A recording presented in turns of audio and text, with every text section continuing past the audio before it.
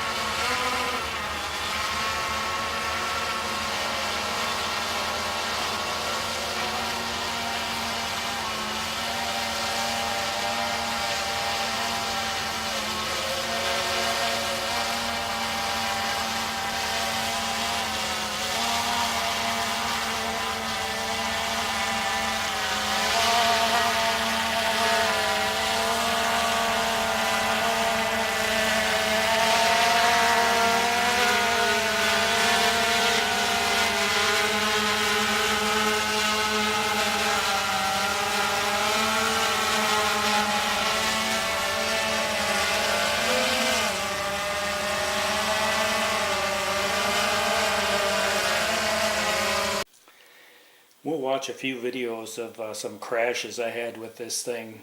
In the first video we're going to watch, I was trying to learn how to fly this thing in an area that had some trees in it, and I was going to try to fly around some trees, and as you can see it didn't turn out real well. I ended up trimming one of them.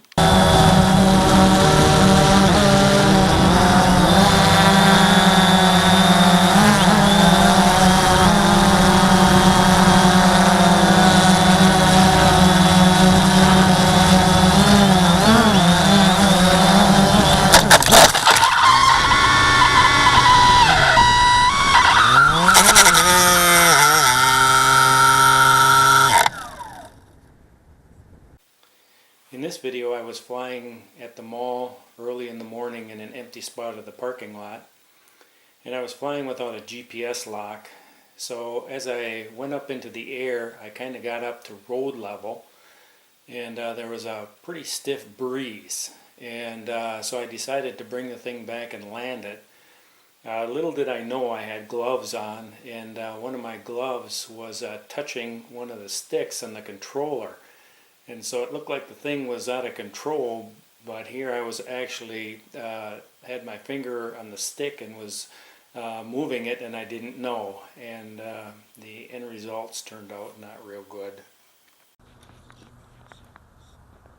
Thank you.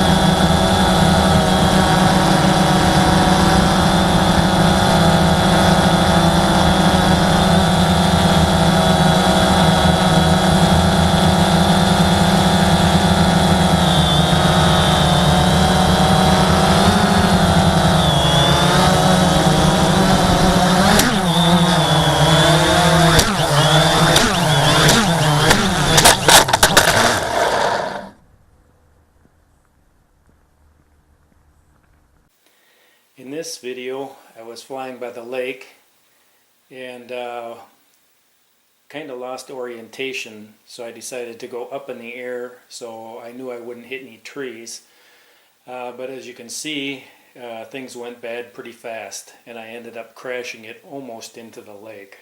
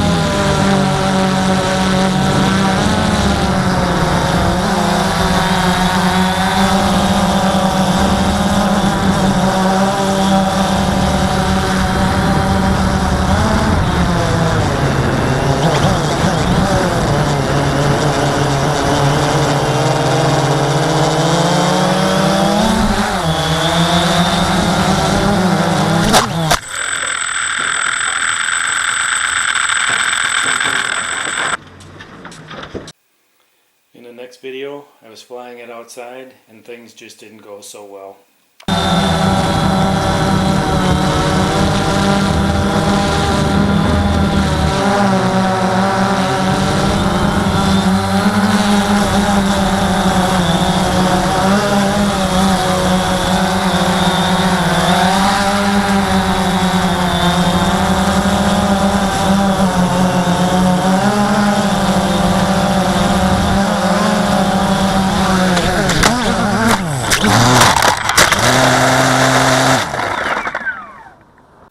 The next quadcopter I bought was a Phantom 3 Advanced, and I bought that used from B&H Photo.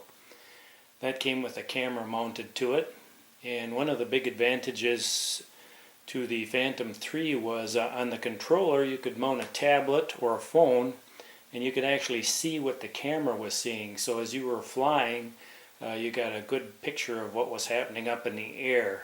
And what that did is that eliminated a lot of the crashes. For as long as I've owned this, I've only crashed it 3 times, and that was all operator error. When going from the Phantom 2 to the Phantom 3, probably one of the most difficult things was looking into your tablet as you were flying and trusting what you were seeing. Before, I'd always watched the quadcopter as it was flying, but now I wasn't watching the quadcopter, I was watching the video that the quadcopter was sending back. Once I got used to that though, things went really well as far as flying goes. In the video that we're going to watch now, I was in Duluth, Minnesota, and decided to go to the top of the hill, fly up in the air and get a good look at the Duluth Harbor there. I thought it would be a very scenic shot. And so I went to the top of the hill, and little did I know, behind the building where I was going to take off, there was about, I would say a dozen large antennas. So the minute this thing took off, it did a flip and drove itself wide open into the ground. The quadcopter would not respond to any control commands from the controller. And so what I ended up doing is sneaking my hand up and shutting the power off in the battery, and finally the thing stopped.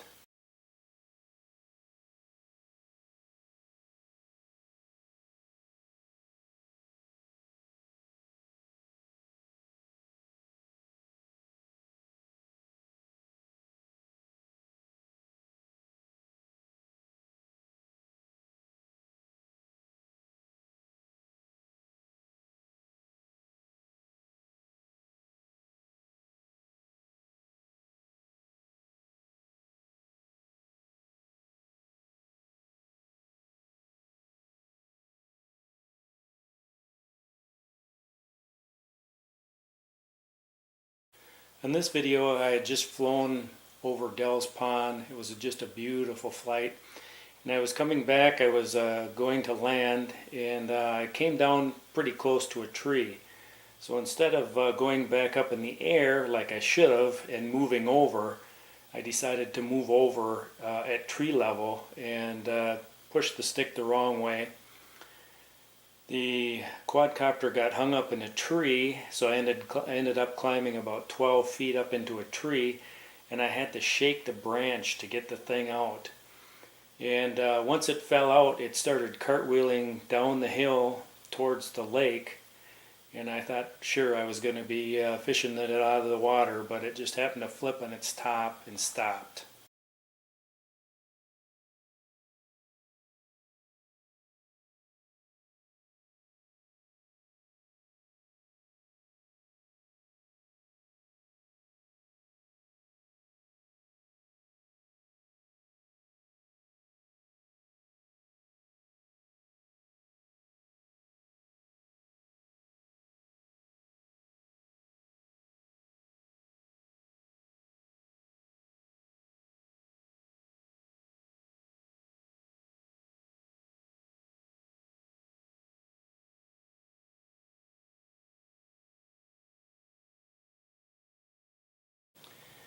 In this video I was flying at home, and I decided to do a little stunt flying, which was a bad idea. So I got flying at a higher rate of speed, and I was going to come up to a tree and then climb really fast. Well, it didn't quite work out that way. I flew right into the tree, and it wasn't too bad till the quadcopter hit the road. Surprisingly, none of the props were broke. But I bent the arm and the shell, so I ended up replacing the shell, and then I just replaced all 4 props as a precaution also.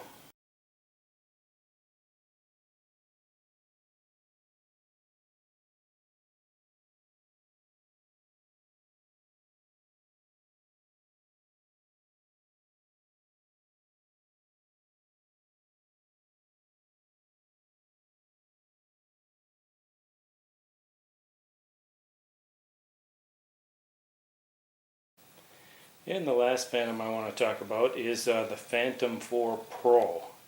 I just got this yesterday and flew it a couple times.